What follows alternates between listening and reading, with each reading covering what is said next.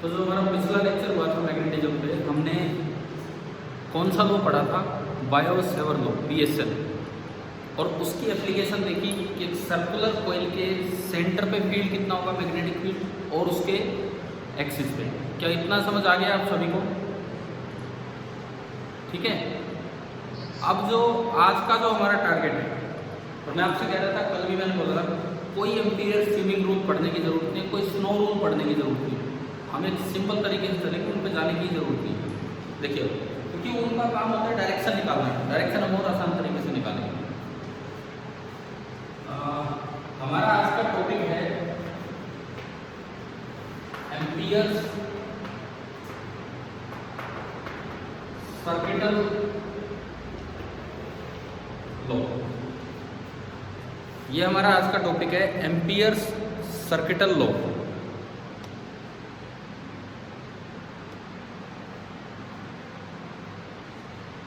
आप लोग यार थोड़ा वीडियो ऑन कीजिए ना, एक भी बच्चा वीडियो ऑन तो कर ही नहीं रखा है। Amperes circuital law, please video on कीजिए। देखो, एक आसान सा रूल है। ये रूल कहता है कि अगर आपको कोई 2-3 वायर दे रखी, करंट कैरिंग वायर, सपोज एक ही वायर है, एक ही वायर है, एक ही वायर है, इस तरह से एक और वायर है, 4 करंट कैरिंग वायर आपको दे दी। मैं नहीं कह रहा पैरेलल में लेनी, कैसे भी आप ले सकते हो। 4 करंट कैरिंग वायर आपने ली। एक में करंट जा रहा है I1, एक में नीचे आ रहा है I2, एक में ऊपर जा रहा है I3, और एक में ऊपर बना I4। हमने कल ये पढ़ा था कि जो करंट कैरिंग वायर होती है वो अपने आसपास कौन सा फील्ड फैला देती है? हाँ जी मोहित बताओ। Magnetic field. Magnetic field. तो इन्होंने अपने आसपास मैग्नेटिक फील्ड वगैरह फैलाए होंगे। इन्होंने अपने आसपास मैग्नेटिक फील्ड फैलाए होंगे। अब वो मैग्नेटिक फील्ड कैलकुलेट कैसे करें, वो ये रूल था। क्या है वो देखते हैं, सुनो। सपोज आपको यहाँ कहीं फील्ड बताना है। सपोज मैं कहता हूँ यहाँ कहीं फील्ड बताना है, इस पॉइंट पे। तो आपने क्या किया, एक अपना लूप बनाया, सिंपली एक लूप बना लिया। यहाँ फील्ड बताना है तो आपने एक लूप बनाया, एक क्लोज लूप। ये कोई वायर नहीं है, ना ही कोई मैग्नेटिक फील्ड लाइन है, ये केवल एक क्लोज लूप है। आपने क्लोज लूप बनाया और उस क्लोज लूप को आप कोई भी एक डायरेक्शन दे दो अपने आप। इसको बोलते हैं, इसको हम बोलते हैं direction of traversing the loop. Loop में घूमने की direction. This is known as the direction of traversing the loop. Loop में घूमने की जो डायरेक्शन है ये वो है। ये अपनी मर्जी की आप कैसे भी दे सकते हो, ठीक है। अब इस लूप पे कहीं भी जो नेट बी होगा, मान लो ये कोई पॉइंट है, ये एक पॉइंट है, या मुझे बी निकालना है, मुझे नहीं पता किस डायरेक्शन में नेट बी है, किसी भी डायरेक्शन में है, ये आपका बी नेट है। नेट का मतलब सबकी वजह से I1, I2, I3 और I4, सबके कारण जो बी होगा उसको निकालने का तरीका ये होता है, आप जहां भी निकालना चाह रहे हो वहां एक छोटा सा लेंथ एलिमेंट मानो। क्या कल हमने करंट एलिमेंट माना था आइडियल, है ना? आज I को छोड़ दो, खाली DL मानो, खाली DL। बी इधर, DL टेंजेंशियल मानना है, आपके लूप के टेंजेंशियल डायरेक्शन है, छोटा सा एलिमेंट। अब ACL जो रूल है आपका, ACL तो क्या कहता है सुनिए, integration of B dot DL। भाई कल तो था क्रॉस में तो आता है साइन थीटा, और डॉट में क्या आता है? Cos theta. इन दोनों के बीच का जो एंगल है थीटा, उसका cos. Integral B dot DL is equal to mu naught, कल तो constant mu naught upon 4 pi आ रहा था, आज केवल म्यू नॉट होगा, इनटू I in। अब ये I in क्या होगा ये मैं आपको समझाऊं। Integral B dot DL is equal to, और ये B खाली 2 की वजह से नहीं है कि भाई इस लूप के अंदर से 2 वायर जा रही है, 2 नहीं बल्कि ये चारों की वजह से। दो नहीं बल्कि ये चारों की वजह से है ये जो बी, ठीक है। ये आपका ये बनेगा, ये आपका रूल जो होता है ACL होता है। अब ये आई इन कैसे लिखा जाता है? लूप के अंदर से 2 वायर आ रही है कि 4 वायर आ रही है? लूप के अंदर से 2, बी तो चारों की वजह से है, लेकिन आई इन में केवल 2 आएंगे। कौन कौन आएंगे? I1 और I2। अब ये पॉजिटिव लेना है कि नेगेटिव लेना है, वो आपके घूमने की डायरेक्शन पे डिपेंड करता है। आप ऐसे घूम रहे हो, आप ऐसे घूम रहे हो, तो राइट हैंड को यूं घुमाओ, अंगूठा ऊपर जा रहा है तो ऊपर वाला करंट पॉजिटिव लेना और नीचे वाला नेगेटिव। तो इस इक्वेशन में जो आई इन बनेगा वो क्या बनेगा? I1 minus I2। बी चारों के कारण है, 2 के कारण नहीं है, लेकिन आई इन होगा जो लूप के अंदर अंदर 2 है। इस रूल को, इस लॉ को बोलते हैं ACL, एम्पियर सर्किटल लॉ। क्या सभी को समझ आ गया है क्या है लॉ? क्या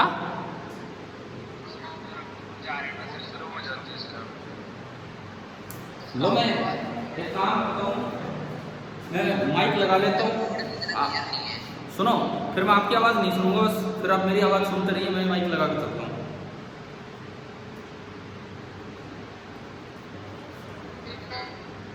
बाकी ये नोट कीजिए, ACL समझ आई गया होगा क्या है। अब कल की तरह हम आगे बढ़ेंगे, एक तो प्रूफ करेंगे, जैसे कल सेंटर वाला तो प्रूफ किया था और एक्सिस वाला सीधा बताया था, तो स्ट्रेट वायर का तो प्रूफ करेंगे और सोलेनोइड टोरॉइड का सीधा बताएंगे। ये तीन एप्लीकेशन है जो इसमें हमें देखनी होगी। ये तीनों हम देख रहे हैं। यार ये क्या हो गया, सारा अड़स पड़स हो गया।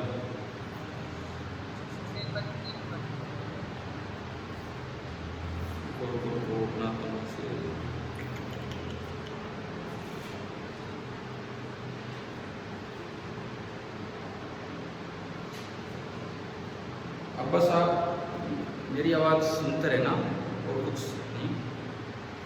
ये नोट हो गया। अब इसके बाद लिखना एप्लीकेशंस ऑफ ACL।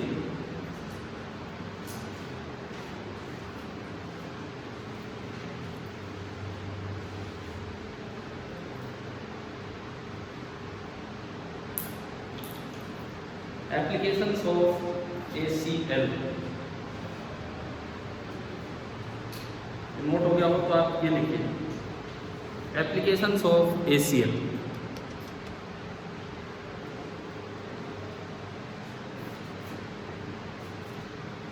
इसमें जो पहली एप्लीकेशन हम लेंगे तो फर्स्ट एप्लीकेशन आप डालिए मैग्नेटिक फील्ड, या B लिख लो उसको शॉर्ट में, B due to a long straight wire. B due to a long straight wire. पहली एप्लीकेशन हम देख रहे हैं ACL की, B due to a long straight wire. मुझे लगता है शायद अब तो आवाज़ आपको ढंग से सुननी चाहिए माइक होने के बाद। तो B due to a long straight wire, एक सीधी सी वायर आपको दी है, एक करंट का एक वायर आपको दी है, लंबी वायर है, और इसमें करंट जा रहा है I, और मुझे इसकी वजह से R डिस्टेंस दूर मैग्नेटिक फील्ड निकालना, इसकी वजह से R डिस्टेंस दूर मैग्नेटिक फील्ड निकालना। तो सबसे पहले मैंने क्या किया, सबसे पहले मैंने एक सर्कुलर लूप बना दिया पिछली बार की तरह। एम्पियर लॉ लगाने के लिए जिस पॉइंट पे मुझे फील्ड निकालना है वहां से पास करते हुए, वहां से पास होते हुए मैंने एक सर्कुलर लूप बना दिया, वहां से पास होने वाला एक सर्कुलर लूप, ठीक है। उसको एक डायरेक्शन देनी है, direction of traversing the loop.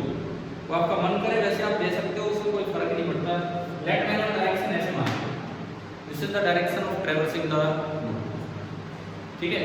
अब देखिए स्ट्रेट वायर की वजह से यहाँ जो फील्ड होता है वो अंदर होता है। ये निडल रख के देखा गया, मैग्नेटिक निडल जिधर जाएगी उससे अंदर लगाया गया, तो यहाँ जो B होता है वो अंदर होता है, अंदर की तरफ, और जो DL बनेगा वो भी अंदर ही बनेगा, जो DL बनेगा वो भी अंदर ही बनेगा। और जो स्ट्रेट वायर का B होता है कैसे निकालते हैं मैं आपको बता देता हूँ। इसको देखने के लिए एम्पियर स्विमिंग रूल भी है, अभी छोड़ो कोई जरूरत नहीं उनमें जाने की, बहुत आसान रूल है। इसको बोलते हैं राइट हैंड रूल, आपकी शायद NCERT टेक्स्ट बुक में भी मिल जाए। Right hand rule, right hand rule कहता है कि अगर कोई स्ट्रेट करंट के रिक्वायर है, आप अंगूठा करंट की तरफ करते हो राइट हैंड, कि उंगलियां घुमाओ, मतलब उसको पकड़ने की कोशिश करो वायर की। उंगलियां जैसे घूमेंगी वो बी की डायरेक्शन है, मैग्नेटिक फील्ड लाइंस की। तो अगर आप इसको पकड़ते हो तो उंगलियां यूं घूमेंगी, तो इसके नाम जो मैग्नेटिक फील्ड लाइंस होगी वो ये बनेगी सर्कुलर कंसेंट्रिक सर्कल। ये भी एक सवाल आ जाता है कि एक स्ट्रेट वायर के अराउंड मैग्नेटिक फील्ड लाइंस कैसी होती है। तो एक स्ट्रेट वायर के अराउंड जो मैग्नेटिक फील्ड लाइंस होती है वो कंसेंट्रिक सर्कल्स बनते हैं। ये भी हमारे दिमाग में रहना चाहिए, ठीक है। इस तरह से वो ऐसे। अब देखो मैं एम्पियर सर्किटल लॉ लगाता हूँ, एम्पियर सर्किटल लॉ। यहाँ अगर मैं देखूँ तो बी और डीएल दोनों की डायरेक्शन सेम है, बी अंदर डीएल अंदर। तो मैंने इन दोनों के बीच का एंगल देखा, तो एंगल कितना हो गया इन दोनों के बीच? 0 डिग्री। इन दोनों के बीच का एंगल हो गया 0 डिग्री। अब आपने एंगल लगाया integral of B dot DL that is equal to mu naught into I Q. Integral of B पता नहीं कितना है, मुझे निकाल देना, डीएल डीएल, इनके बीच का डॉट प्रोडक्ट का मतलब होता है cos थीटा लेना, पता है ना ये डॉट प्रोडक्ट का मतलब cos थीटा, और दोनों सेम डायरेक्शन में है तो cos 0 डिग्री बराबर म्यू नॉट इनटू कितने लूप कितनी वायर जा रही है इस लूप में से? एक जा रही है। अब वो प्लस आई लेना है कि माइनस आई? मैंने कहा था जो आपकी लूप को घूमने की डायरेक्शन है, राइट हैंड को उस तरह घुमाओ, अंगूठा जिधर वो डायरेक्शन पॉजिटिव, करंट भी उधर ही जा रहा है, तो जो आई इन होगा, आई इन वो आपको लेना होगा प्लस आई, जो म्यू नॉट इनटू प्लस का आई, cos 0 1 हो जाता है। और हर जगह लूप पे हर जगह बी का मैग्नीट्यूड सेम होगा, क्योंकि लूप का हर पॉइंट वायर से बराबर दूरी पे है। लूप पे हर जगह बी का मैग्नीट्यूड सेम है, तो बी बाहर आ गया और अंदर ओनली बचता है integral DL equal to mu naught into I. और इंटीग्रल डीएल हुआ करता है टोटल लेंथ। इंटीग्रेशन का मतलब जोड़ होता है। इस लूप की टोटल लेंथ कितनी है अगर इसका रेडियस r है? Circumference of the loop 2πr। तो इंटीग्रल डीएल का मतलब होता है total length of the loop, तो b into 2πr that is equal to mu naught into I. और ये मेरे पास एक स्ट्रेट वायर का फॉर्मूला आ गया। स्ट्रेट वायर से r डिस्टेंस दूर जो फील्ड होता है वो होता है mu naught I upon 2πr। Straight wire से r डिस्टेंस दूर जो फील्ड होता है वो होता है mu naught I upon 2πr। कल एक सर्कुलर वायर का भी पढ़ाया था। सर्कुलर वायर के सेंटर पे क्या फॉर्मूला आया था? Mu naught I upon 2r। मैं एक बार माइक हटा लेता हूं ताकि आपसे बात कर सके। हाँ जी, अब जवाब देना। सर्कुलर वायर के सेंटर पे क्या फॉर्मूला आया था? बोलो। Mu naught I upon 2r, और r क्या था वहां पे? रेडियस। जबकि स्ट्रेट वायर से r डिस्टेंस दूर आ रहा है, mu naught I upon 2πr। अच्छा बताओ, ये प्रूफ समझ आया? पहला प्रूफ ACL की पहली एप्लीकेशन जो हमने डेराइव की है, क्लियर होगी है ना ये? ठीक है, मैं माइक हटा रहा हूँ, मैं वैसे ही पढ़ा रहा हूँ आपको सीधा। तो हमने ये देख लिया स्ट्रेट वायर का कितना, और कल देखा सर्कुलर वायर का कितना। अब मैं एक सवाल लेता हूँ, दोनों को कंबाइन करते हैं, फिर हम सोलेनोइड और टोरॉइड पे चलेंगे। अगर आपसे पूछ लिया जाए स्ट्रेट वायर की मैग्नेटिक फील्ड लाइंस कैसी होती है? कंसेंट्रिक सर्कल्स, उसके चारों तरफ सर्कल्स बनते चलेंगे।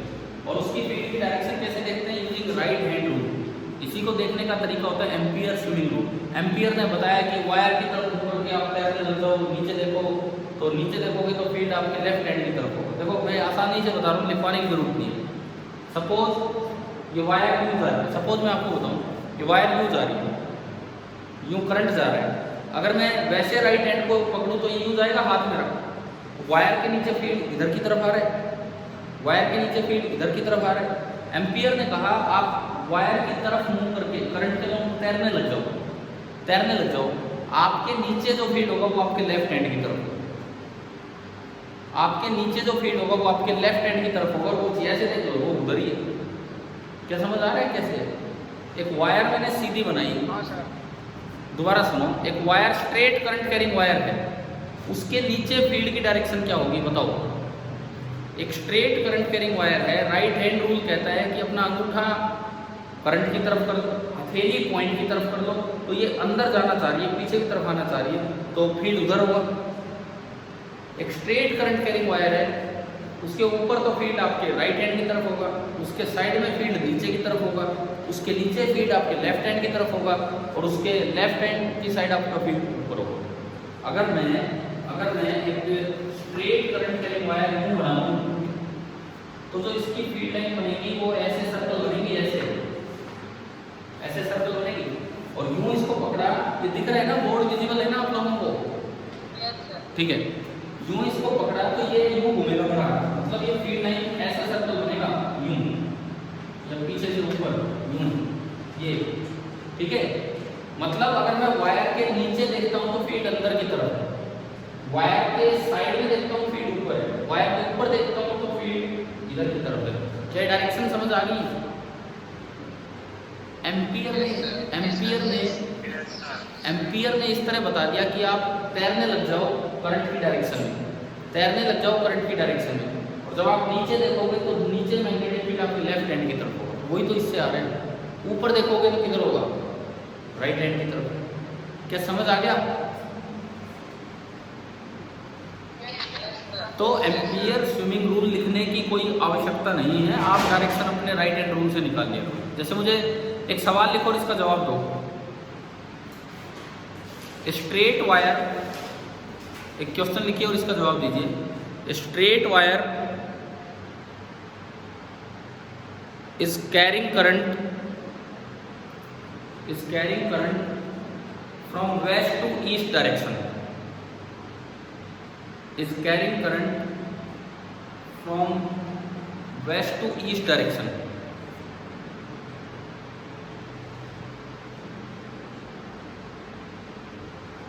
What is the direction of magnetic field? What is the direction of magnetic field at a point directly below the wire? At a point directly below the wire, wire के नीचे कोई point है,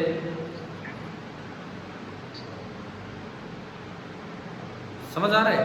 current किधर जा रहा है, आप जैसे बैठे उसके अकॉर्डिंग, वेस्ट टू ईस्ट, ये बना सकता हूँ मैं, ये ईस्ट ये वेस्ट, करंट जा रहा है वेस्ट टू ईस्ट, और कहाँ देखना है? उसके नीचे, तो वो आगे नॉर्थ है, पीछे साउथ है, वेस्ट ईस्ट, ना वेस्ट और ईस्ट, वेस्ट से ईस्ट करंट गया, अंगूठा राइट हैंड की तरफ, ना क्या बोलूँ मैं, अंगूठा करंट की तरफ, और अपनी उंगलियां घुमाओ, तो जो नीचे वाला पॉइंट है उससे जब उंगलियां घुमाओगे तो इधर आ रहा है फील्ड, उधर कौन सी डायरेक्शन आ गई? नॉर्थ। तो आंसर आ गया टुवर्ड्स नॉर्थ।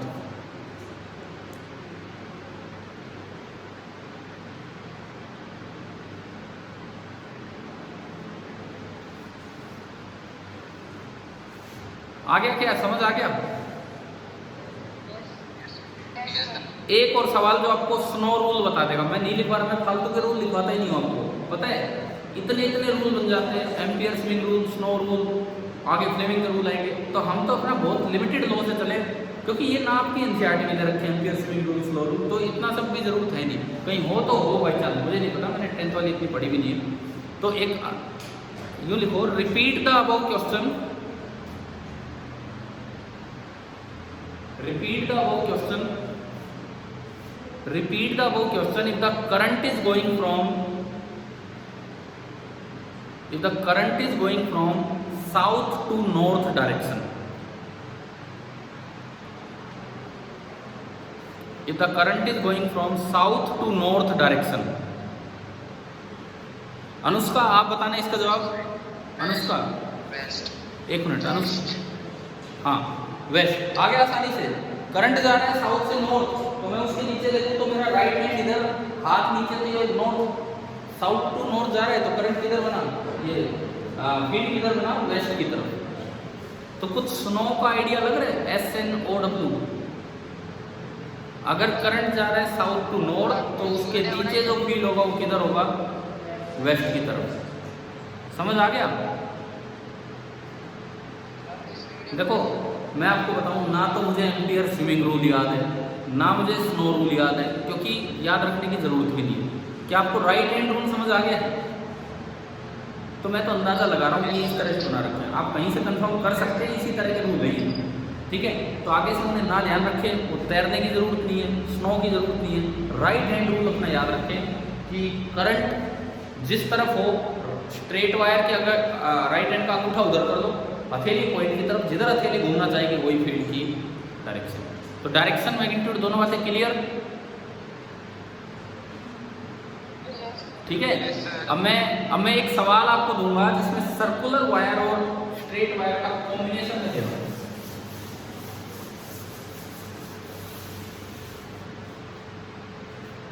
सर्कुलर और स्ट्रेट वायर का combination.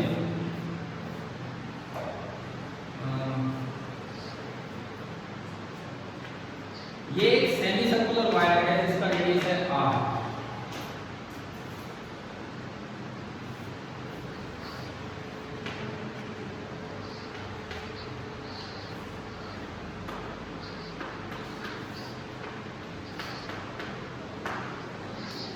Find magnetic field at the center.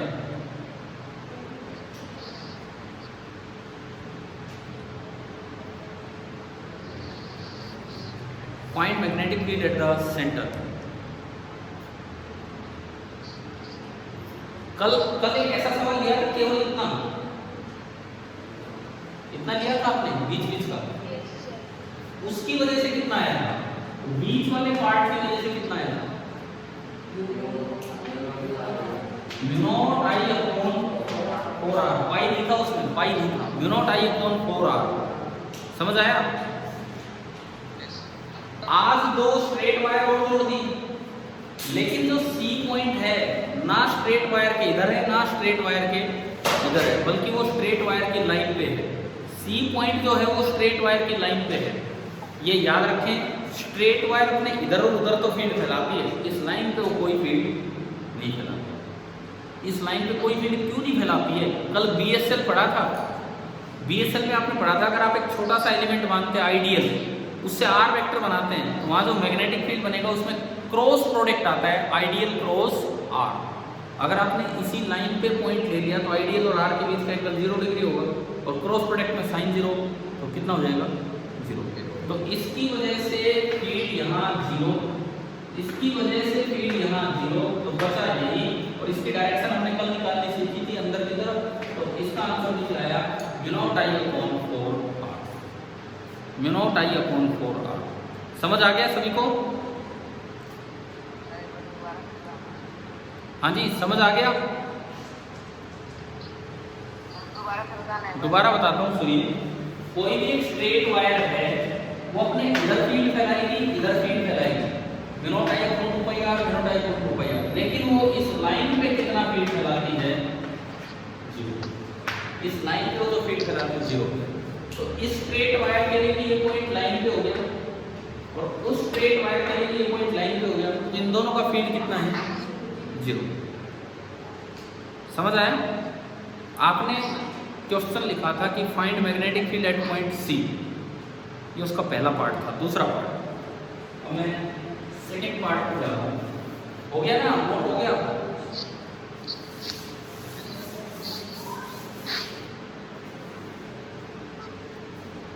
अब मैं सेकंड पार्ट पे जा रहा हूँ। सेकंड पार्ट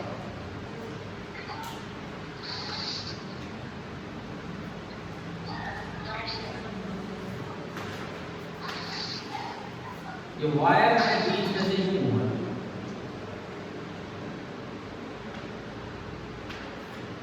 ये सर्कल है, सर्कल।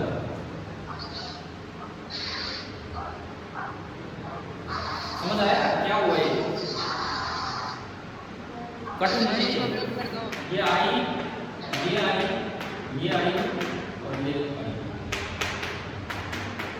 और ये पॉइंट है सी, सर्कल का सेंटर और ये रेडियस है। एक बार बताओ, क्या डायग्राम समझ आ रहा है क्या? एक यूं वायर आ रही थी, मैंने यूं मोड़ के और साइड में चले गया। एक यूं वायर आ रही थी, मैं यूं मोड़ के साइड में चले गया। समझ गए हो? अब सी पे फील्ड निकालना है। दिस इज इक्विवेलेंट टू, देखो एक तो पूरी स्ट्रेट वायर दिख रही है, दिस इज इक्विवेलेंट टू की जैसे एक तो स्ट्रेट वायर है और एक क्या बन गया? Circle. This is equivalent to कि एक तो आपको दिखी पूरी ही स्ट्रेट वायर, जिसमें कि करंट कितना जा रहा है आई, प्लस एक आपका बन गया सर्कल जिसमें ये करंट आ रहा है आई। हमें बताओ क्या ये पहचान गए हो कैसे बनाया मैंने? अब एक एक करके ये पॉइंट तो यहाँ से क्या क्या क्या क्या कह रहे हो? चलो क्या कोई सवाल पूछ रहा है क्या कोई बच्चा?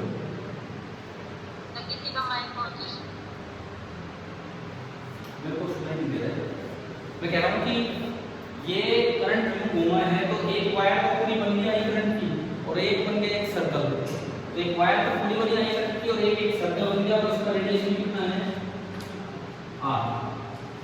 तो इस वायर की वजह से यहाँ जो फील्ड होगा बी वो होगा naught I upon 2 pi R. पढ़ा ना हमने अभी? यस। और ये इस तरह से वायर है, इसके ऊपर पॉइंट है तो बाहर होगा, बाहर का सिंबल होता है 2। और वो दूसरा देखो, इसकी वजह से यूं करंट है, ये भी बाहर होगा। ये B1 मैंने बोला और ये B2 सर्कल के सेंटर पे कल फॉर्मूला पढ़े थे नॉट आई अपॉन 2r, ये भी बाहर। क्या दोनों लिखने आ गए आपको? ठीक है, दोनों लिखने आ गए हैं। तो इट मींस जो नेट फील्ड होगा वो दोनों का सम होगा। तो जो B एट द सेंटर बनेगा वो बन जाएगा B1 प्लस B2 बाहर। वैल्यू आपको बता दें। तो अभी बताओ स्ट्रेट वायर सर्कुलर वायर इनके समझ आ गया होगा कैसे क्या ये काम करेंगे? ठीक है, अभी हम नेक्स्ट वीक और इनकी प्रैक्टिस करेंगे, नेक्स्ट वीक और प्रैक्टिस करेंगे। अब मैं जो चल रहा हूँ सोलेनोइड और टोरॉइड, उनके प्रूफ हमें नहीं करने, वो 12th में प्रूफ आएंगे। जस्ट वो नाम क्या है और ACL क्या रिजल्ट देते हैं उन पे बात है। Solenoid and toroid.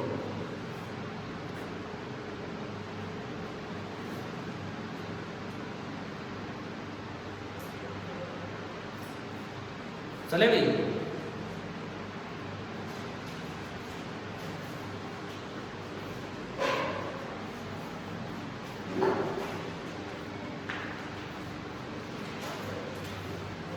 डालो इसको, हो गया?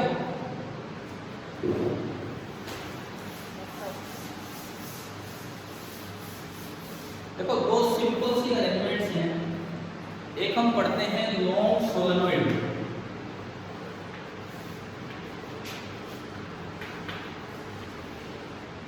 एक हम पढ़ते हैं लॉन्ग सोलेनोइड। इसमें क्या है, एक सिलिंड्रिकल पाइप है,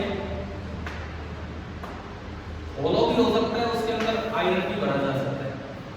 मान लो मैंने कहा कि एक होलो पाइप है, होलो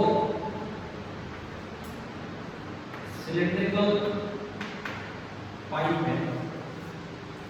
इसके ऊपर, इस होलो सिलिंड्रिकल पाइप के ऊपर क्लोज लूप बना रखे होते हैं, एक ही वायर लपेट रखी होती है। इस होलो सिलिंड्रिकल पाइप के ऊपर एक वायर लपेट रखी होती है, करंट कैरिंग वायर, जिसमें कि करंट फ्लो करने लगता है आई। ये इंसुलेटेड है, यूं नहीं आपस में टच हो गए कि उसमें करंट भाग लिया ना। इंसुलेटेड कंडक्टिंग वायर है। इंसुलेटेड कंडक्टिंग वायर का मतलब समझते हो? अंदर से कंडक्टेड है, बाहर से इंसुलेटेड है, तो उसमें करंट यूं गोल गोल घूमेगा। ये कई क्लोज लूप हो गए, कई क्लोज लूप। हम एक चीज एज्यूम करते हैं कि n small n with number of turns per unit length. इसकी यूनिट लेंथ पे जो टर्न है, इसकी यूनिट लेंथ पे जो टर्न है उसे हम बोलते हैं कि वो कितना है, n, number of turns per unit length. जैसे अगर टोटल टर्न 50 हो और लेंथ हो 5 मीटर, टर्न 50 और लेंथ 5 मीटर है, तो n कितना हुआ? 5 मीटर में तो 50 टर्न है, तो 1 मीटर में कितने हुए? 10। तो आपकी जो n की वैल्यू होगी वो 10 हो जाएगी। अब सुनो, ACL से इनका प्रूफ 12th में करेंगे। अभी हम रिजल्ट याद करें। अगर करंट यूं जा रहा है, अगर करंट यूं जा रहा है तो तो यूं करंट आपने घुमाया तो अंगूठा इधर आया, तो अंदर हर जगह बी यूनिफॉर्म होगा, अंदर हर जगह बी यूनिफॉर्म होगा, और वो जो बी होगा inside that is equal to mu naught into N into I. Mu naught हमारा वही पुराना कांस्टेंट, एन है number of turns per unit length और आई है करंट। और इसमें खास बात ये है कि फॉर अ लॉन्ग सोलेनोइड बाहर बी कितना होता है, 0। अंदर बी यूनिफॉर्म रहता है म्यू नॉट एन आई, और बाहर मैग्नेटिक फील्ड हो जाता है 0। अंदर यूनिफॉर्म रहेगा, बाहर 0। शॉर्ट हम नहीं पढ़ते हैं, शॉर्ट वाले सोलेनोइड हम नहीं पढ़ रहे होते हैं। अगर शॉर्ट सोलेनोइड है तो ये फील्ड लाइन यूं निकल के आती है और बाहर से आ जाती है, जैसे कि एक मैग्नेट में आया करती थी। अगर शॉर्ट सोलेनोइड है तो ये फील्ड लाइन बाहर भी होंगी। शॉर्ट सोलेनोइड के तो बाहर भी 0 नहीं होगा, लेकिन लॉन्ग सोलेनोइड के बाहर भी क्या होता है, 0। ठीक है, याद हो जाएगी ये चीज़। बाकी इनके सारी चीज़ों के प्रूफ तो जब एसीएल डिटेल में हम 12th में लगाएंगे तब आएंगे। मैंने आपको एसीएल सिखा दिया, स्ट्रेट वायर में लगा दिया, सोलेनोइड के रिजल्ट बता दिया। समझ आ गया यहाँ तक? क्या सोलेनोइड के अंदर यूनिफॉर्म फील्ड होता है कि नहीं? अगर लॉन्ग सोलेनोइड है तो यूनिफॉर्म है, और अगर एंड्स दिख रहे हैं आपको तो एंड पे जाते जाते फील्ड कम हो जाता है, बिल्कुल आधा हो जाता है। ठीक है, दूसरी ऐसी चीज, इसको बोलते हैं कोर, ये जो बीच का इलाका है ना, core, CORE, core of solenoid. ये तो आपका बन गया सोलेनोइड। बिल्कुल दूसरी ऐसी चीज है आपकी टोरॉइड, TOROID। टोरॉइड क्या होता है, कोर डालना।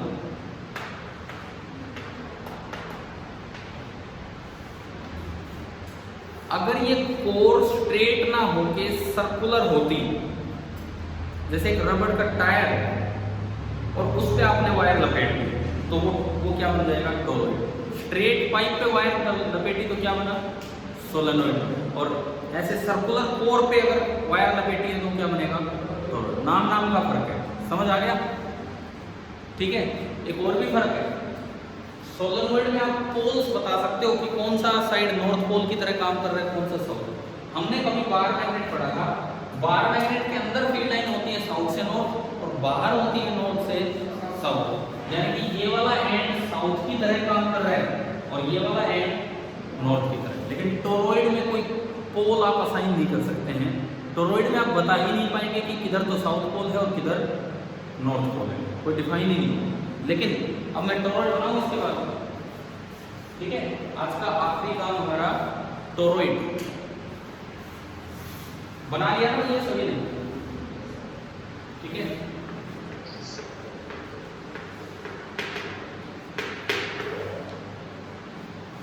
आप लोग अपने जो सिलेबस आपके पास एक बार उस पर भी नजर डाल लेना। मुझे लगता है कि शायद टोरॉइड ही लास्ट टॉपिक होगा, उसके साथ ये सिलेबस आपका पूरा ही हो रहा होगा। यस सर, है ना?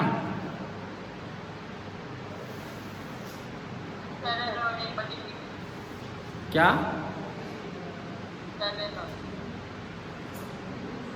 दोबारा बोलो, क्या कह रहे हो? हाँ, सोलेनोइड तो आ गया ना समझ, या कोई दिक्कत है?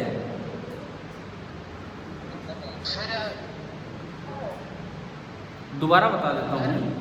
सोलेनोइड क्या होता है, एक स्ट्रेट पाइप है आपके पास, उसके ऊपर आपने कंडक्टिंग वायर लपेट दी और उनमें करंट फ्लो कर दिया, तो ये जो अरेंजमेंट जो मैग्नेटिक फील्ड फैलाता है इसे बोलते हैं सोलेनोइड। जिस तरह इसमें करंट जा रहा है, जैसे यूं जा रहा है, जैसे यूं करंट आ रहा है तो अंगूठा इधर आया तो फील्ड लाइन यूं बन के बाहर से निकलेगी, तो ये नॉर्थ पोल की तरह काम करेगा और ये साउथ पोल की तरह। और अगर लॉन्ग सोलेनोइड है तो बाहर भी 0 होता है और अंदर भी का फॉर्मूला है Ni, तो n is the number of turns per unit length. बस यही है सोलेनोइड। समझ में आया? इसको इलेक्ट्रोमैग्नेट भी बोल देते हैं। Solenoid is also known as electromagnet. क्यों? करंट फ्लो करोगे तो नॉर्थ साउथ पोल बनेंगे। सोलेनोइड में बीच में आयरन डाल दिया जाता है ताकि आपको ढंग से दिखे किधर नॉर्थ और किधर साउथ। बीच में आयरन डाल देता है, आयरन पोल। अब आप करंट ऑन करोगे तो नॉर्थ और साउथ पोल बनेंगे, करंट ऑफ किया तो पोल गायब होंगे। इसीलिए सोलेनोइड को क्या बोला जाता है? इलेक्ट्रोमैग्नेट। करंट फ्लो करवाने के वो मैग्नेट की तरह काम करता है। ठीक है। क्लियर हुआ ये बात? अच्छा, इसके बाद देखिए टोरॉइड। टोरॉइड लास्ट बिल्कुल वैसा ही है। आपने ये सर्कुलर कोर लेके और इसके ऊपर वायर्स लपेट दी, ये इसके ऊपर करंट के लिए वायर लपेट दी, यूं दुनिया भर की वायर वही घुमा दी इधर इधर इधर इस तरह से। ये आपका होता है टोरॉइड। हाँ भाई, टोरॉइड की शक्ल समझ आ गई है क्या है? जिस तरह से सोलेनोइड के बाहर बी जीरो होता है, टोरॉइड के भी बाहर इधर और इधर बी जीरो। टोरॉइड में भी इधर और इधर बी जीरो होता है। और टोरॉइड के अंदर एक मैग्नेटिक फील्ड लाइन चलेगी। अगर करंट यूज आ रहा है, अगर करंट यूज आ रहा है तो आप राइट हैंड को यूं घुमाओ, अंगूठे की डायरेक्शन में फील्ड लाइन चलेगी, तो इसके अंदर सर्कुलर फील्ड लाइन बनती है। सोलेनोइड में स्ट्रेट फील्ड लाइन बनती है, इसके अंदर सर्कुलर फील्ड लाइन बनती है। और अंदर फील्ड का फॉर्मूला बिल्कुल सेम है, B equal to mu naught into N into I। I तो वो करंट है, N फिर से वही बात, N क्या बना? Number of turns